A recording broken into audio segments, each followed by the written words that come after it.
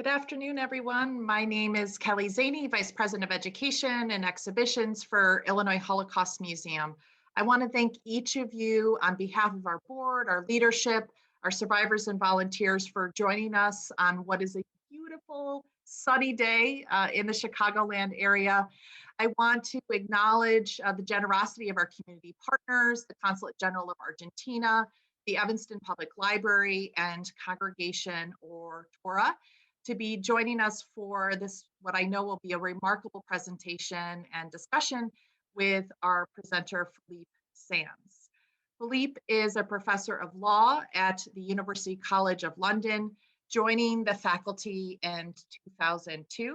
He is also UCLL's director of the Center on International Courts and Tribunals, and a key member of staff in the Center for Law and Environment. Philippe is a practicing barrister at Matrix Chambers and appears as counsel before international courts and tribunals, as well as sitting as an international arbiter. Philippe is a regular commenter on BBC and CNN and writes frequently for leading newspapers.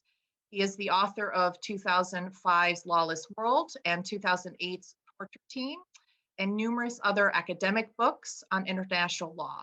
He has contributed to the New York Times, Review of Books, Vanity Fair, the Financial Times, The Guardian, and the New York Times. His 2016 absolutely brilliant and deeply moving book, East West Street, on the origins of crimes against humanity and genocide, which I have to say has probably been one of my favorite books over the past number of years, was awarded the 2017 British Book Awards Nonfiction Book of the Year. His most recent book, the 2020 book, The Ratline, Love, Lies, and Justice on Trial of a Nazi Fugitive, has been called a gripping adventure, an astounding journey, hypnotic, shocking, and unputdownable, if that is a word, and I have to agree with it. I could not put this book down. The Ratline is absolutely meticulously documented and researched, and as one review said, it is a reminder that Europe to this day is populated by survivors and perpetrators of World War II, a place tangled in family histories and selective denial, but also intermittent lucidity. This book makes clear that the more difficult work of history may not be in tracking down the ones who tried to escape, but perhaps in confronting the ones who did not. It is my absolute pleasure to introduce Philippe Sands. Thank you so much, Kelly, and my warm greetings to the Illinois Holocaust Museum and Education Center. I am reaching you from France. I normally live in London, England, and I'm so very sorry I can't be with you in person, and I hope very much, and I make this undertaking to very soon visit your wonderful museum. I thought what I'd do was talk a little bit for maybe about 30 minutes on the Ratline book and how I got there. So a little introduction through East West Street.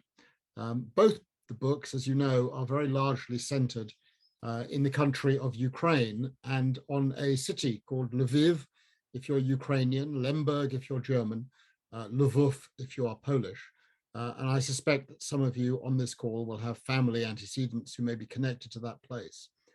And right now, as I'm speaking to you, of course, very shockingly, there is a war underway in Ukraine, and many of the places that were subject to the areas that I wrote about in East West Street and the Ratline are once again very much back in the news. So what Kelly said by way of introduction, the points of connection, the long arc of history, so to speak, these long ago events, I think are still very much alive today. You will have noticed that in waging what I think is a manifestly illegal war, the president of Russia, Mr. Putin, made allegations about Nazism in Ukraine. I've spent a lot of time in Ukraine in the last 10 years. And like many places, and Skokie, Illinois knows this better than anyone, many countries have neo-Nazis around.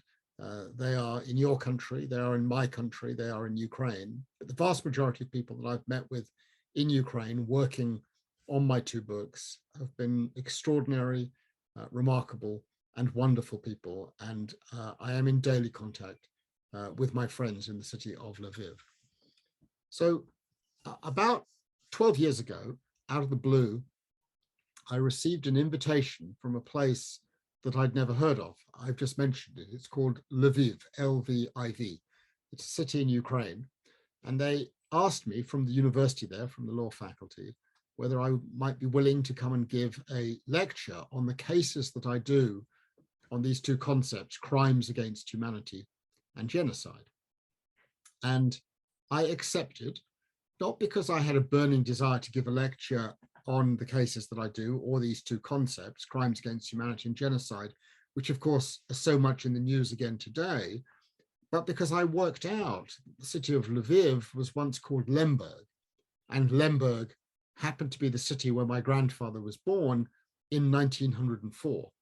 Back then, in 1904, Lemberg was part of the Austro-Hungarian Empire, and my grandfather spent the first 10 years of his life there. His name was Leon Buchholz, and he left in 1914 in the summer as the Russian troops were approaching. So a century on, the circle of history has come back to haunt, so to speak. My grandfather moved to Vienna. He lived there for 25 years. He married, and he had a child in the summer of 1938, my mother, Ruth Buchholz. And then he, and then in due course, my mother and my grandmother all left for France. And so by the time I came into the world in 1960, I had a French grandfather, a French grandmother, and a French mother. And that's what I always thought to be the case. But when I received this invitation, I thought, well, I'd like to go and find the house where my grandfather was born. It was basically a quest about identity. My grandfather never talked about what happened during the war or what happened before the war. He was Jewish. And what I discovered in researching what became East-West Street was that the entire family that he left behind in Lviv, about 80 individuals, men, women, children, very close relatives, everyone perished. Everyone was murdered during the Nazi Holocaust. I went to Lviv to find the house where he was born, and I found it, which was a remarkable experience, I have to say. And I describe in the book, East-West Street, how I went around finding it and the reaction when I eventually did find it. But in writing the book, I also uncovered another story, which was, in a sense, less personal, perhaps in other ways, more remarkable in a political and intellectual and historical sense. I was asked to give a lecture on the origins of genocide and crimes against humanity. And in researching that lecture, which I spent the summer of 2010 writing, I discovered that the man who invented the concept of crimes against humanity and put it into the international legal order in the Nuremberg trial of 1945 was Hirsch Lauterpacht. He happened to be the father of one of my professors at the university where I studied, Cambridge University. And it was Hirsch Lauterpacht, formerly a student of Lviv University, who in the summer of 1945 proposed to his friend Robert Jackson. Lauterpacht was by 1945 the professor of international law at Cambridge University, that Jackson might think about inserting the concept of crimes against humanity into the statute of the famous Nuremberg trial. And Jackson accepted the idea, and the treaty creating the tribunal did indeed include the concept of crimes against humanity. Crimes against humanity refers to the destruction of civilians on a widespread and systematic scale. So that emerged into the international legal order in 1945, and it obviously had a direct connection with the city of Lviv. Then I discovered, perhaps equally but even more amazingly, that the man who invented the parallel concept of genocide, and unlike crimes against humanity, which focuses on the protection of individuals, genocide focuses on the protection of groups. It is the concept that describes the intention to destroy groups in whole or in part. And it's a concept that's very much in our news these days. Some of you have noted that President Biden just a few weeks ago described what was happening in Ukraine as a genocide, following the lead by President Zelensky of Ukraine. Well, astonishingly, the concept of genocide was also invented by a man who studied at law faculty in Lviv. His name may be more familiar to you. It's Raphael Lemkin. And Lemkin's idea also took root and took off. And in the summer of 1945, Lemkin was part of Robert Jackson's team at Nuremberg. And it was Lemkin who inserted into the indictment at Nuremberg this concept of genocide. And so you have this remarkable coincidence that the concepts of genocide and crimes against humanity have their connection with the city of Lviv and with the territory of Ukraine. And that's, of course, what makes the events of today in relation to the war in Ukraine, the war crimes, the allegations of crimes against humanity, and even the accusations of genocide, so very touching, because these are concepts that emerged from the territory of Ukraine. I carried on with East-West Street and wrote about the trial at Nuremberg. Lauterpacht and Lemkin were both prosecutors at that trial.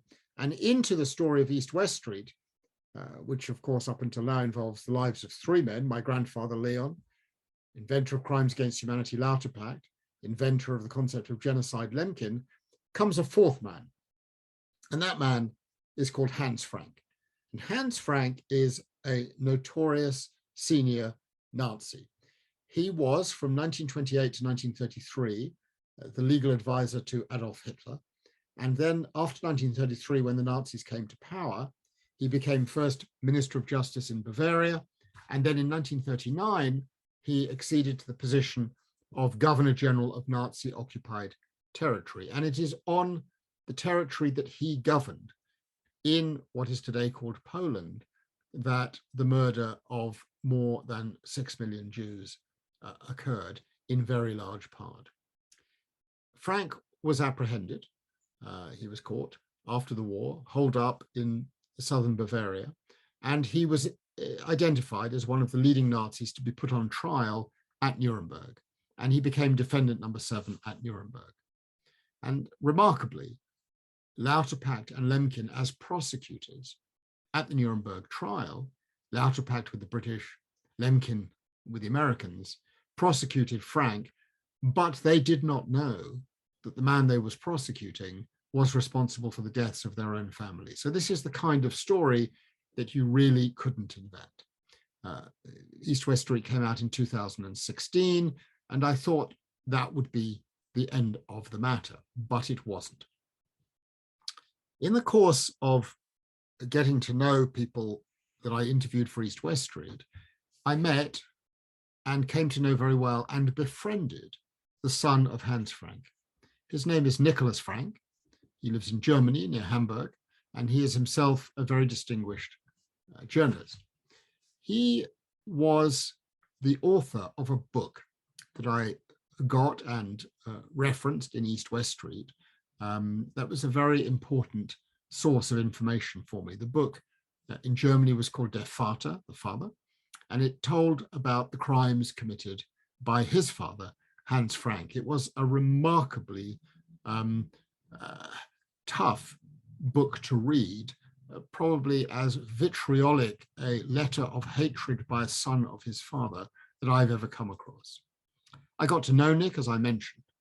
And one day Nick said to me, Philippe, you are interested in the city of Lviv, Lvov. And I said, yes. He said, so you must be interested in my father's deputy, the Governor Wächter, Otto Vector. I said, yes, I know the name. I don't know very much about him, but tell me more.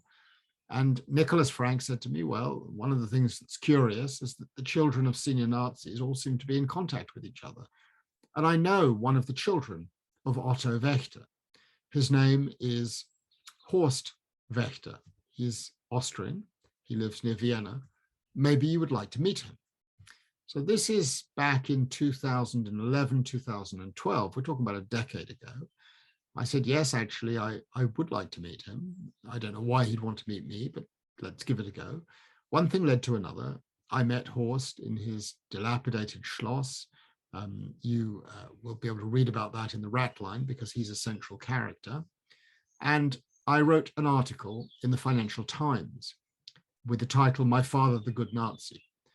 Because unlike Nicholas, who despises his father, Hans Frank, Horst loves his father and thinks he's essentially a decent and good man. And my article in the Financial Times generated a lot of interest, and eventually, a couple of years later, became the subject of a BBC film, which you can get on Amazon and on Apple Films and many of the streaming services. It's called My Nazi Legacy, What Our Fathers Did. And it stars Horst, Wächter, and Hans Frank's son Nicholas, and me. And it's about our relationship and the trip that we take to Lviv together to visit the sites of the places where many of these crimes were committed. Horst didn't like the film. And in particular, he didn't like it because there was one scene in the film in which Nicholas Frank described Horst, because of his love of his father, as a new kind of Nazi. Now, I, in the film, disagreed with that. I don't think Horst is a Nazi, but his desire to find the good in his father and his desire to deny the facts of what his father did were very striking to me. In a nutshell, Otto Vector was an Austrian, a lawyer, highly educated, highly intelligent. He joined the Nazi Party very early in 1922 as a 21-year-old. He went up the greasy pole of Nazism, and he then became the leader of the Nazi movement in inner city Austria. He was involved in the assassination of Chancellor Engelbert Dollfuss in 1934. He fled to Germany.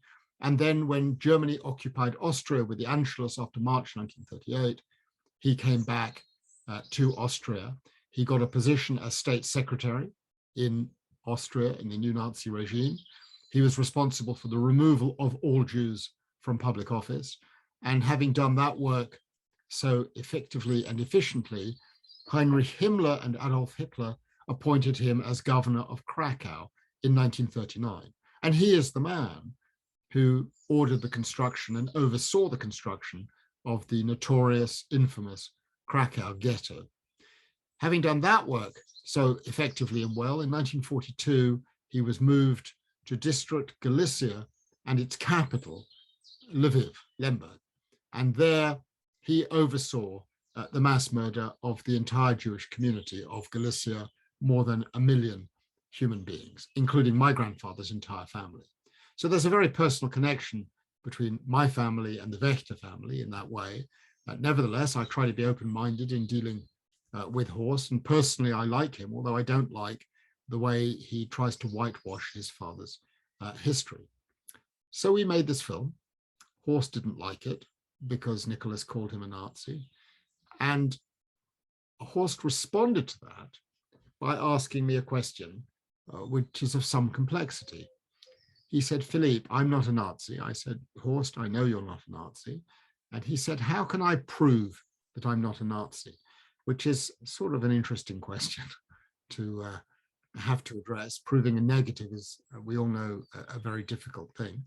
And what happened next was that I said to Horst, "You know, I've seen in your house, in the Schloss, the castle where you live, that you have all these documents, your parents' letters, notebooks, postcards, correspondence, and so on and so forth. It's about 10,000 pages. Why don't you give all of that material to a Holocaust museum so that researchers can understand what your father, Otto, and what your mother, Charlotte, were like and what they did during the wartime years and during their engagement with the Nazi Party?" He thought about it and he said, "Philippe, that's an absolutely terrific idea. I would like to do that. Which museum should I give it to?" Now, regrettably, I was not familiar at that time with the Illinois Holocaust Museum and Education Center, or I might have recommended that he give the material to you. But instead, I recommended that he give the material to the museum that I had a relationship with, which is the United States Holocaust Memorial Museum in Washington, D.C. And I knew a couple of the archivists there. And I put them in touch with Horst. And in the end, one thing led to another. And Horst gave the material, all 10,000 pages, in digitized form, high quality digitized form, to the Holocaust Museum in Washington. And at the same time, he said to me, Philippe, would you like a copy of all of this material? And I thought about it and I said, okay, by then I was about finishing my book, East-West Street, but I thought, okay, why not? There might be some interesting material. And he sent through in a used envelope, recycled envelope, a single USB stick with, I don't know, 12, 13 gigabytes of documents on it, photographs, recordings, postcards, letters, diaries. It was an incredible collection of material. I would occasionally scroll through it, but it was so huge that I really didn't know where to begin. Until I met with one of my colleagues at UCL in London, a wonderful historian who's sadly no longer with us, Lisa Jardine. And Lisa Jardine's expertise is on private archival material. She has the theory that if you really want to understand what motivates people, don't go to the public documents, the public statements, go to the private materials, because in that you will discover what drove the perpetrators in the case of the Nazis. And so a research project started.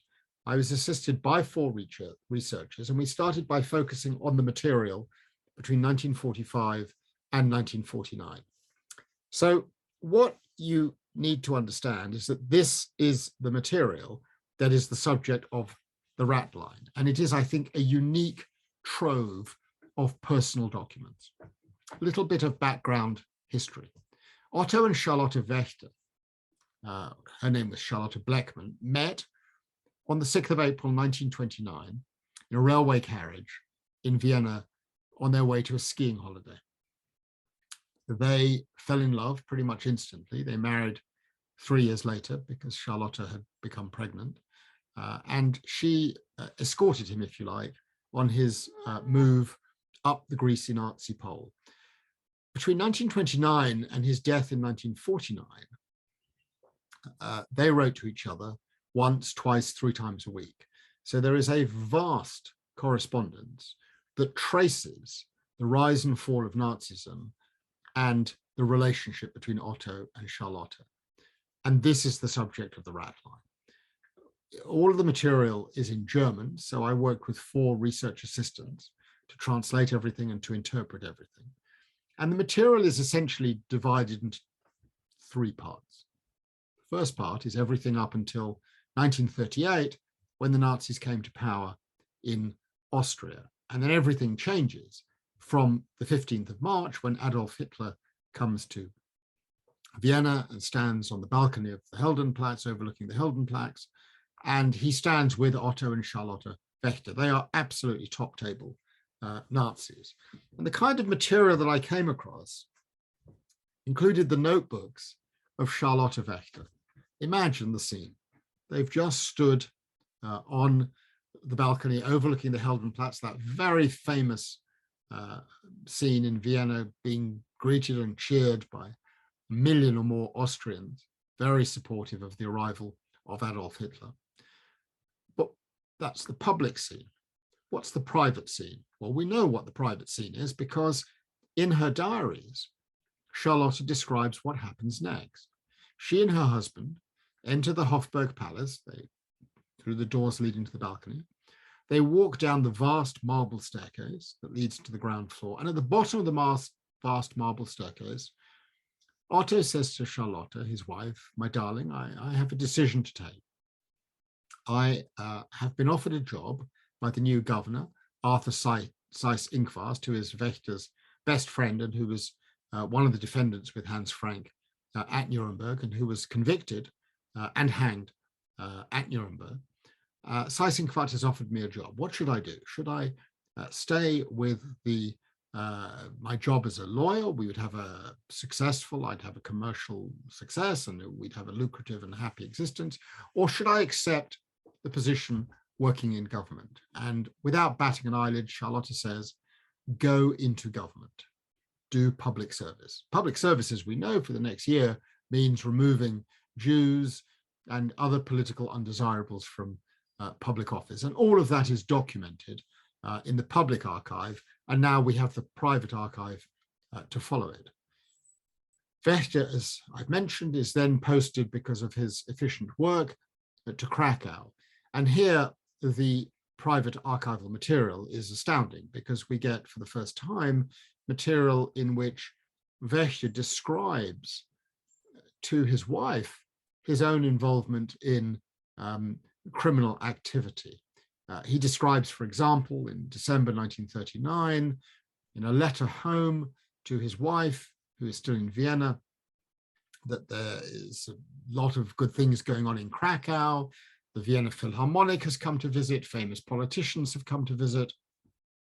And there is, however, a little bit of local difficulty, and there was even an attempt on the life of the governor. And Wächter finishes his letter by saying to his wife, tomorrow I have to have another 50 Poles shot. And that is the kind of material that for me as a lawyer is fascinating, because it describes Wächter's involvement in overtly criminal activity. And so it goes on. And we're now into the second part of the correspondence, 1938 to 1945. I leave you to read East-West Street at the Ratline to form a view on this remarkable material. And we then, in this really rather compelling and horrible story, get to what I think is the heart of the whole tale. 9th of May, 1945.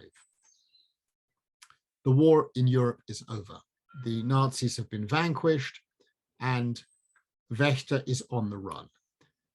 He disappears off the face of the earth.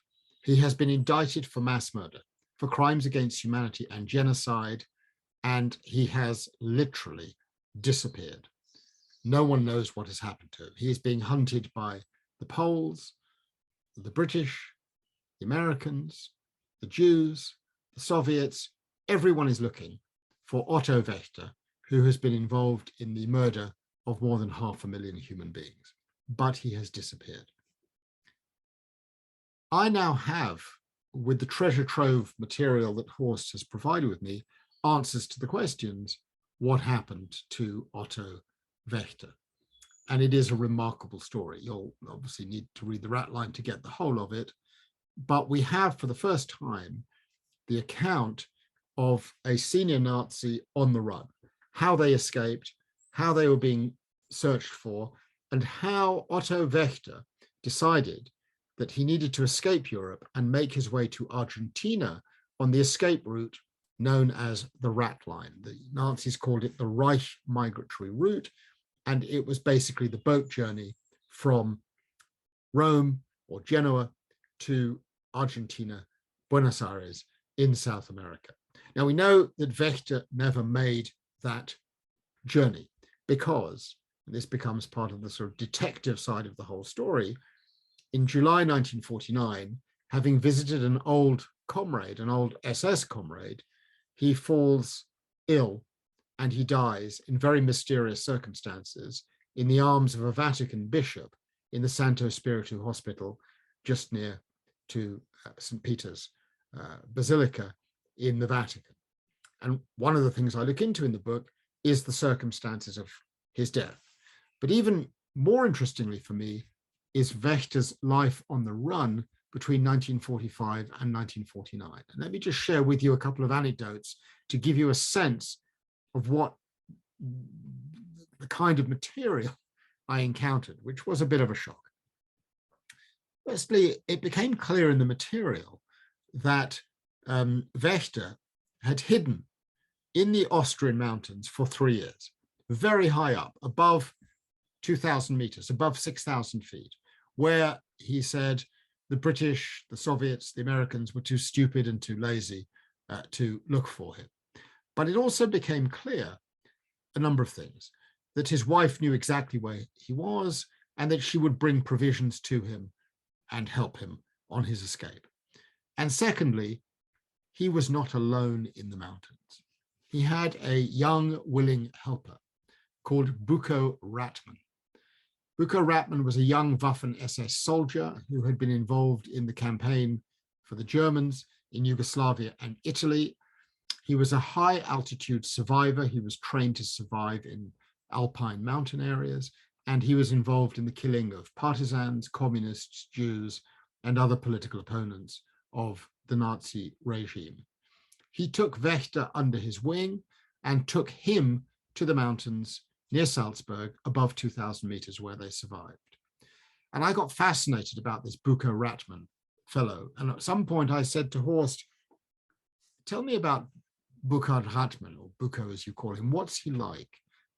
Why did he help your father? What was his motivation? What happened to him later in life? And Horst looked at me and smiled. We're now, bear in mind, in 2017. This is 72 years after the end of the Second World War. And Horst says to me, well, Philippe, I can answer every single one of your questions. I can tell you what Buko Ratman was like. Or better still, we could telephone him and he can answer your questions himself. So I was pretty astonished that a man who was in his 20s in 1945 would still be alive in 2017, but he was. And I had a remarkable day with Buko Ratman, who was himself hunted as a Waffen-SS soldier, but was never apprehended, but worried about getting the tap on the shoulder, and able to understand precisely the conditions under which Otto Vector managed to escape. Second anecdote concerns what happened when, in the spring of 1949, he finally gets to Rome. And he is taken in by a notorious Vatican bishop called Alois Hudal, who is the Austrian bishop, who had been very close to Pope Pius XII, although they did later fall out, and who assisted many of the leading Nazis. Klaus Barbie, Joseph Mengele, Adolf Eichmann are all said to have fallen within the sphere of assistance of Alois Hudal. And Alois Hudal looks after Otto Vector and parks him in a Vatican-run monastery where he prepares to leave for Rome, although he never ends up getting to Rome. He dies either of leptospirosis, poisoned water, or he is poisoned by some of those who are hunting him. And you'll have to make up your own mind from the book as to what you think has happened. Curiously, on Monday of next week, I will be going down to Rome, where I'm invited by the Vatican to do an event that's very similar to this on the Ratline. I was sort of rather pleased and delighted that there are now people in the Vatican who are willing to have conversations about these kinds of issues. And so we'll follow up with that. So that, in a sense, is the story of the Ratline. And again, as with East-West Street, I thought that would be the end of it. But it seems that once you open these doors, they never close. In the correspondence, I discovered a letter from one of Wächter's closest comrades, a man called Walter Rauff. Walter Rauff was another senior SS officer who was responsible in 1941 for inventing the mobile gas chamber before places like Treblinka and Sobibor and Belzec. They would, the Nazis would construct hundreds of little lorries, and they would lock people in the back and they would gas them to death. And the inventor of that mobile gas chamber was Walter Rauff.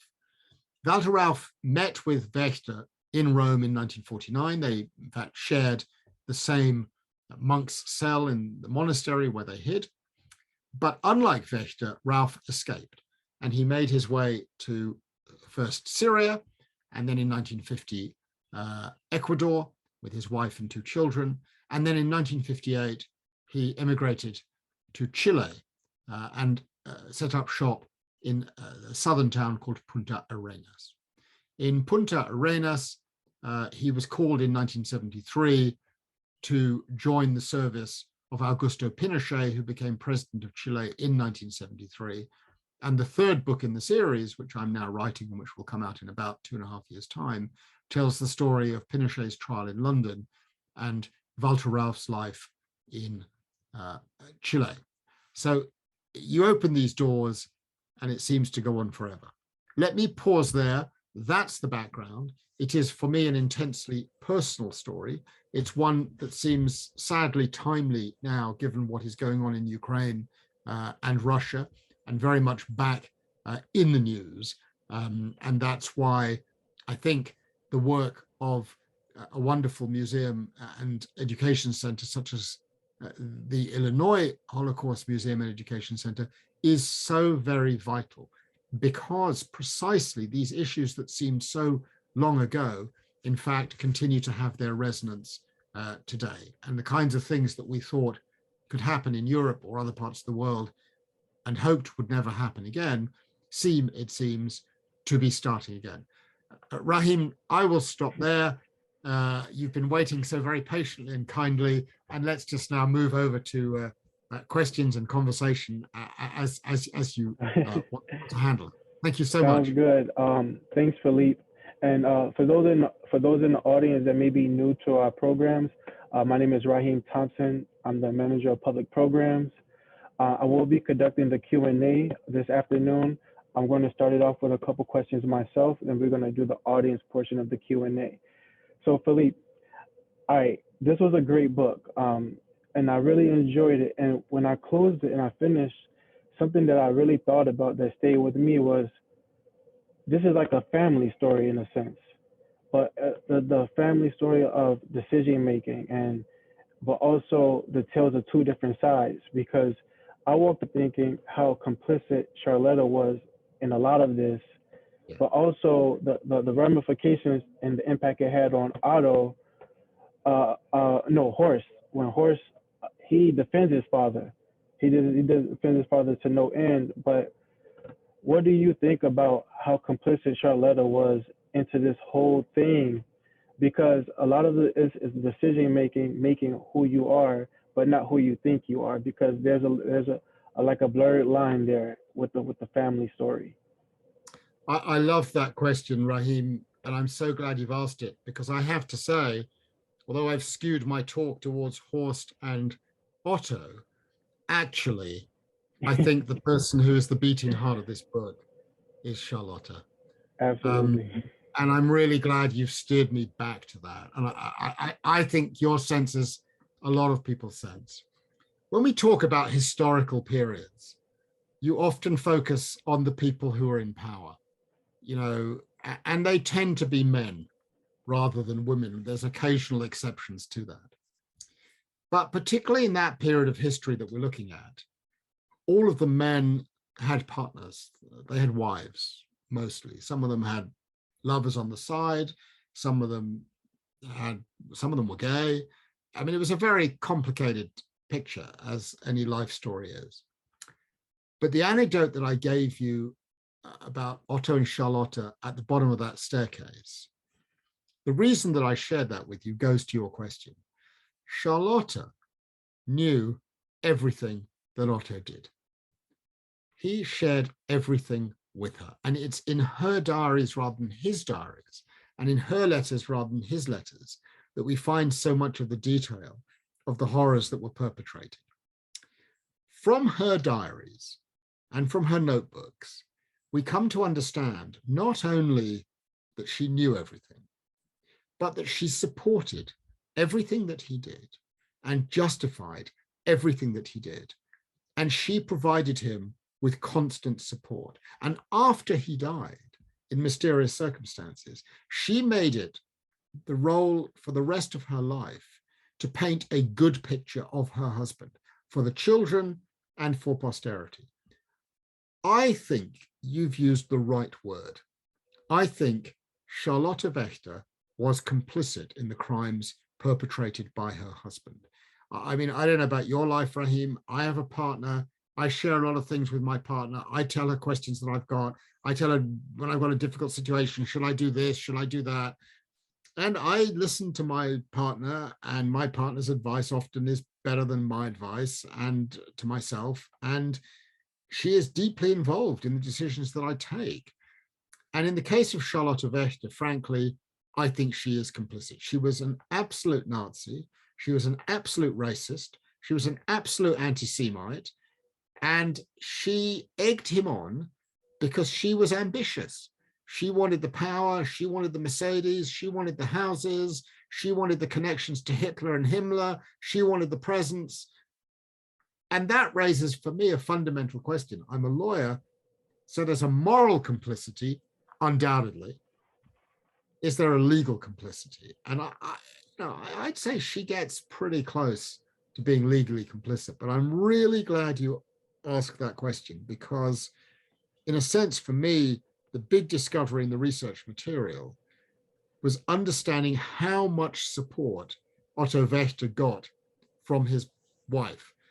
And equally, I came to understand that Horst's position, his defense of his father, actually isn't about his love of his father, but it's about his love of his mother. Horst would often say to me, Philippe, I didn't really know my father. He was away doing his work. I was at home with my mother, but my mother loved my father so much that it's my duty as a son to love the father.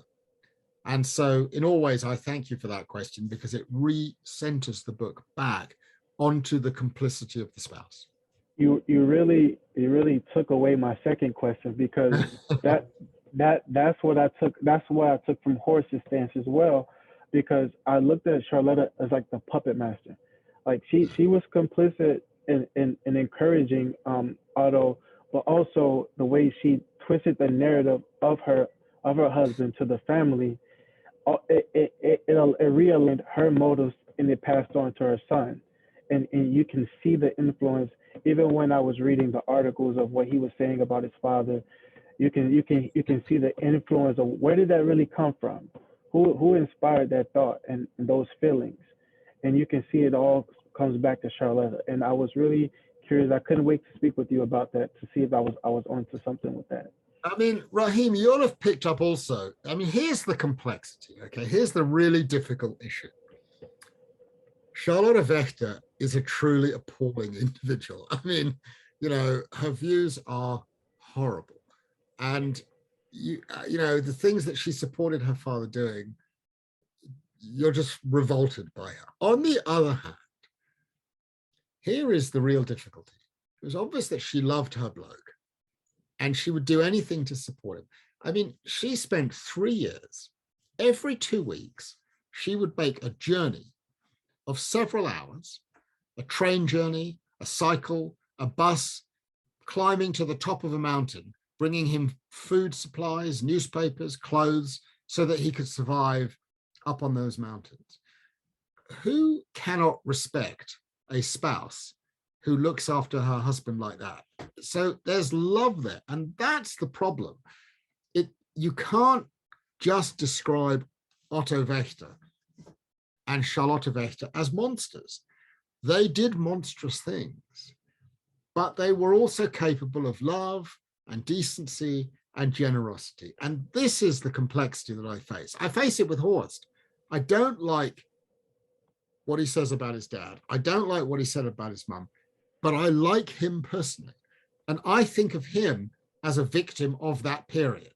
There was a time when we were making the film, My Nazi Legacy, where he was describing his birthday as a 6-year-old boy, where he realized he had lost everything, and he starts crying. And I've never forgotten that. He had lost everything as a kid, and you feel for that. But unlike Nicholas, he has not come to terms with it, and he's not honest about what his father did. The reason these books have resonated, I think, so far and wide is that these are universal themes. I do events in South Africa, in India, in Mexico, with communities that are totally different from the communities I'm writing about in this book. But they all have their own stories. They all have their own stories about one group being ganged up on by another group and nasty things being done, and the inability of communities to come together given past horrors and past histories. And the issues that you're focusing on in your questions and the things that I've been talking about resonate, I think, because these are universal themes about human existence. It doesn't matter whether you are Jewish, atheist, Catholic, Protestant, Muslim, white, black, yellow, straight, gay, whatever. These themes are the themes of everyday life. What causes one group of people to turn against another group of people, and how over time those feelings dig in, resonate, and cause further trouble over time. And that's what I'm interested in. That's exactly what I'm interested in. Yes. And speaking of further trouble over time, can you speak to the effect that this period and those actions had on children of Nazis? And those are ones accused of all those things, just the children, but also the children of people who experienced it as well. Like, what did you learn in your studies and your research in the book about that from both perspectives? So this is, again, another interesting question. I mean, so you know from the other book, East-West Street, that I described the story of my mother. My mother was born in Vienna in 1938.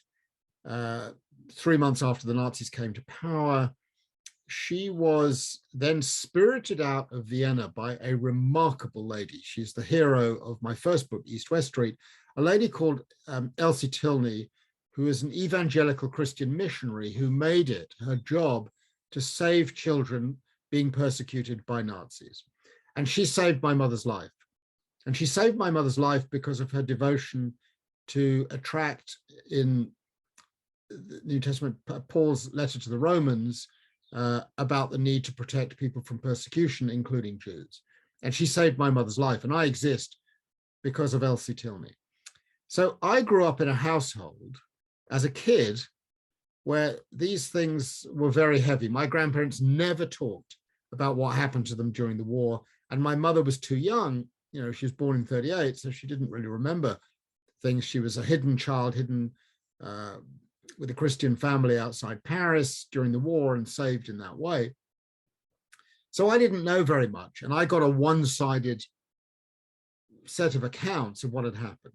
And then I meet Nicholas and Horst.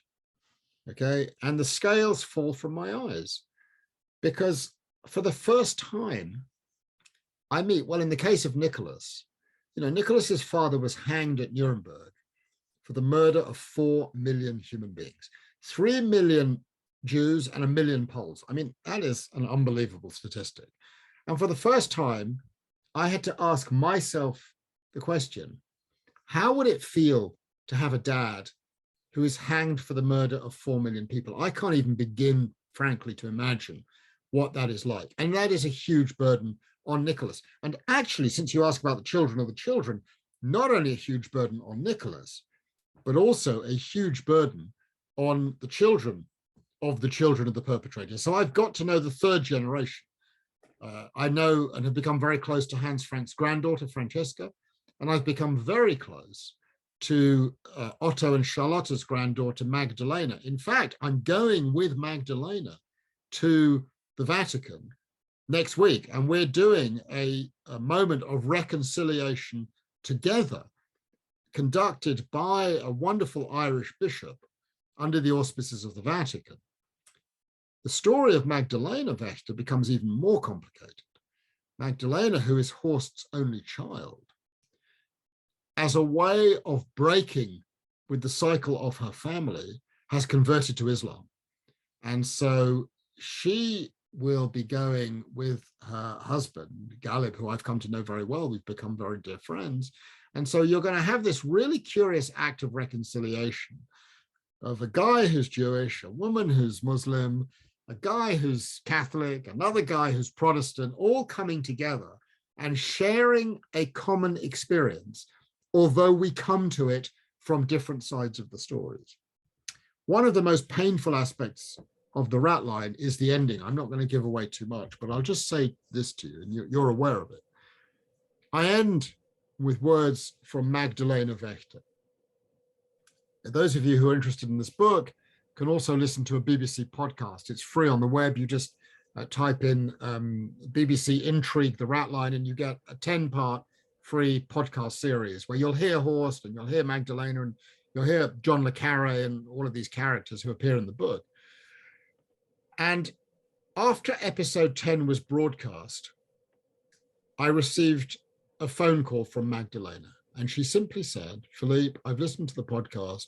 I have to tell you, I think you are right. My father is wrong, and my grandfather was a mass murderer.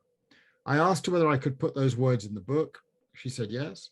I put them in the book. The book ends with the words of Magdalena Wächter. My grandfather was a mass murderer. And as a consequence of those words, Horst has disinherited his daughter. So on your another pertinent question, what are the consequences down the generations? They're huge. And writing this, you ask about my personal experience, has made me much more sensitive to the stories of those who live in the shadow of perpetrators. And I have always tried to do right by Horst and treat him with absolute respect. I think of him as a different kind of a victim of those terrible periods. And as I said, I like him. I don't think it justifies the views that he expresses, but I like him. I try to encourage him to stay in a good relationship with me, which we've managed to do.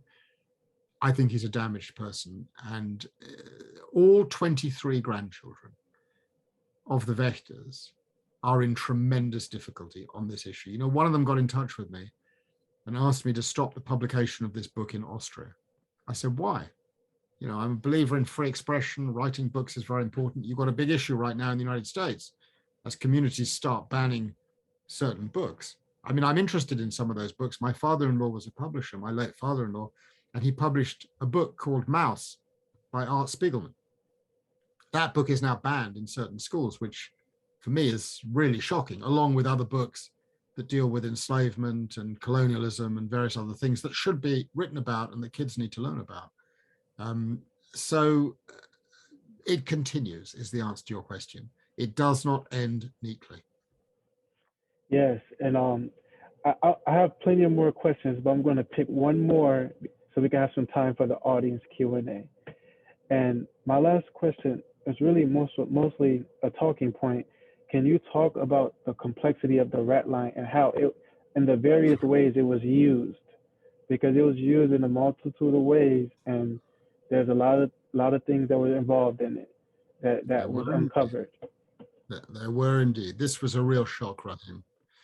So one of the characters in the book, I happen to have had the great happiness of having as one of my next door neighbors, the writer John le Carré.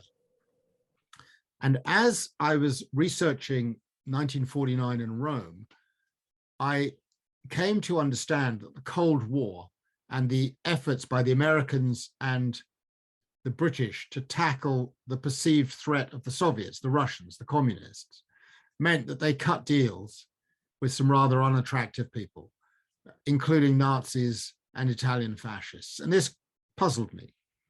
So I went to see my neighbor, John le Carré, who knows a little bit about the Cold War, certainly a lot more than I do. I said, what's going on? And le Carré said to me, you know, Philippe, it's interesting. I was there in that period. I said, what do you mean you were there? He said, I was a young soldier. And my job was to go into the prisoner of war camps and to look for Nazis and question them. And I said, what? So you could find out the ones who were involved in mass murder and prosecute them? He said, no, not at all. Quite the opposite. So that we could recruit them because they knew where the communists were. And what I ended up learning, and this was shocking, was that the Ratline was partly run by the Americans and the British. It was a recruitment means.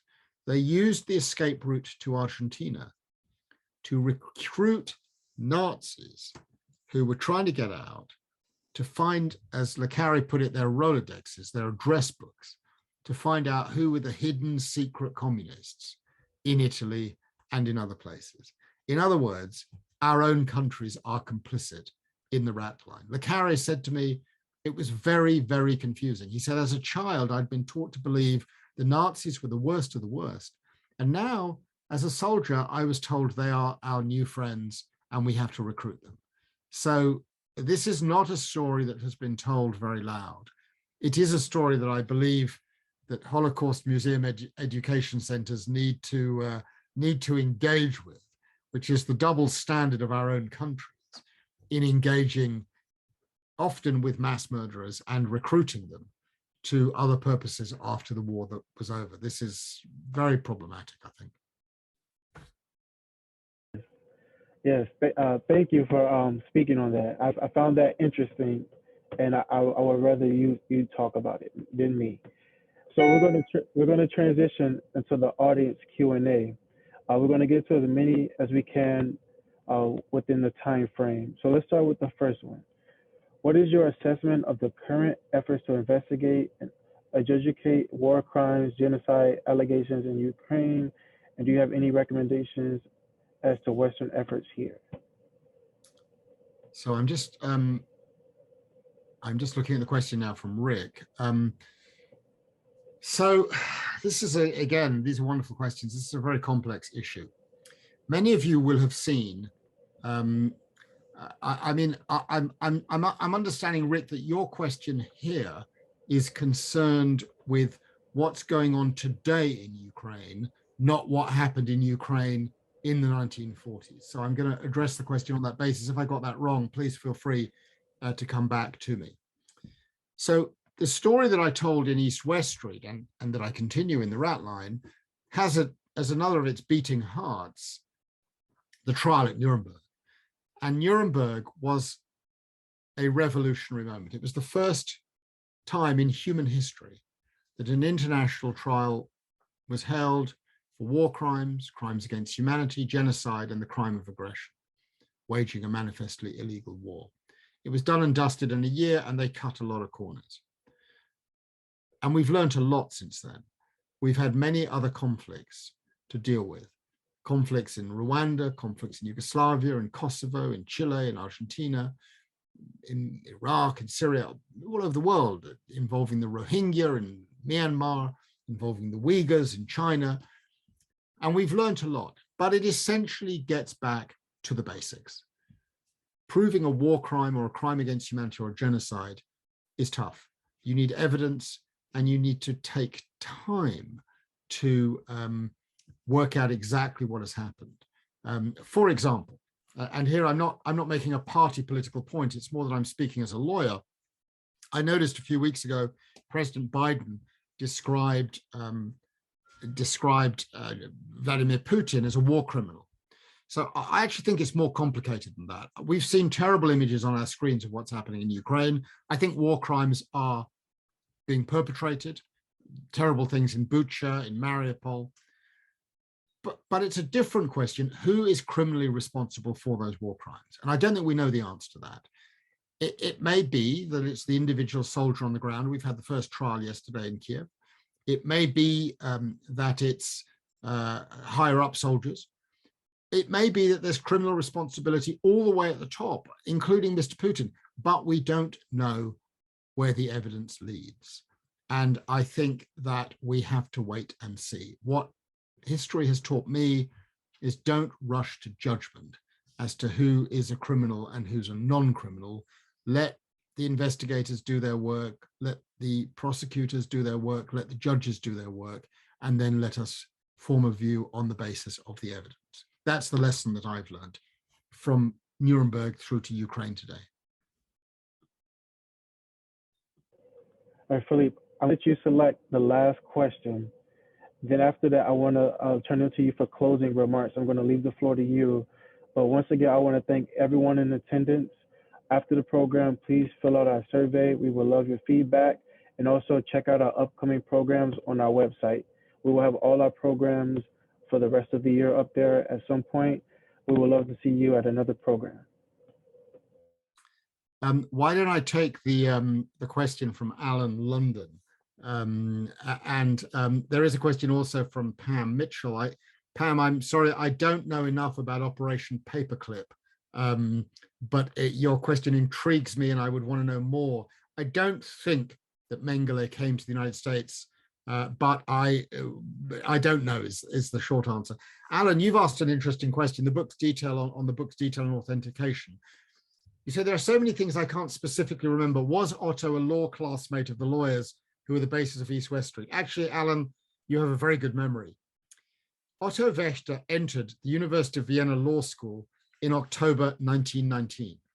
Unbelievably, one of his classmates was Hirsch Lauterpacht, who invented the concept of crimes against humanity. Yes, they were indeed classmates. And remarkably, 25 years later, Otto Vector was involved in the murder of Hirsch Lauterpacht's entire family. And that, of course, concentrates the minds hugely in terms of those who are around us and what they may have been involved in. Detail is what you have to do when you're in court. I'm a courtroom litigator. Attention to detail is significant. One of the things that I've learned in writing these books is readers are highly intelligent. And like you, Alan, they pay attention to detail.